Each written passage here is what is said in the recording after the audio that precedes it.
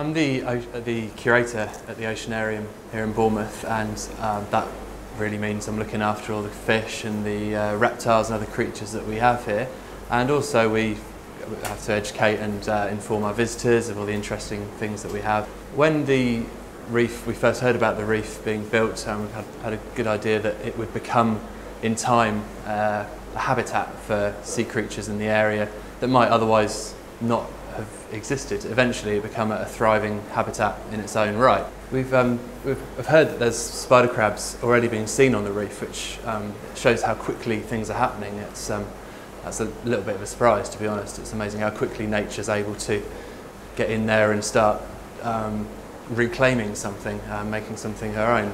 Once the reef's been built, we kind of expect some things to start growing actually on the reef itself. That's the start of the process, and then once they start to grow, that provides little nooks and crannies and spaces for smaller fish to make a home. So you get to see things like blennies and gobies, and then that then provides food for bigger fish. So you start to see things like bass. Once you get the larger fish around there, you've kind of got your sort of complete ecosystem, really. You can also then start seeing things like dolphins feeding on the fish that feed on the fish on the reef, so that really completes the picture. Having the reef right here on our doorstep, just up the road from the Oceanarium, is fantastic for us. For the Oceanarium as well, it's something we want to be involved in. Hopefully we can pass that information on to our visitors as well, so we can let them know what's going on right on their doorstep, just under the sea, and I think it'd be really interesting. My name is Rex Pollock from Otaronga, New Zealand, and I'm the Marine Construction Manager for ASR Limited, in charge of the entire construction of the reef. My role is mainly to manage the construction of it, but as part of that I get in and do my shift to make sure everything's where it's meant to be and how it's meant to be done.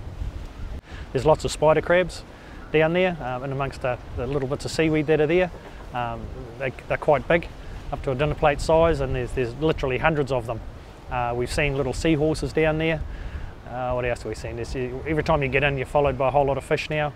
It's really good. We have seen lobsters down there, some to a pretty good size, and some to the baby size as well, and shrimps, and at the moment there's a lot of little cuttlefish sort of hanging around, so it's quite a little habitat down there. About a month ago we were out there and there was a pot of dolphins in the bay, and they came in to see us and swam all around the divers while we were working.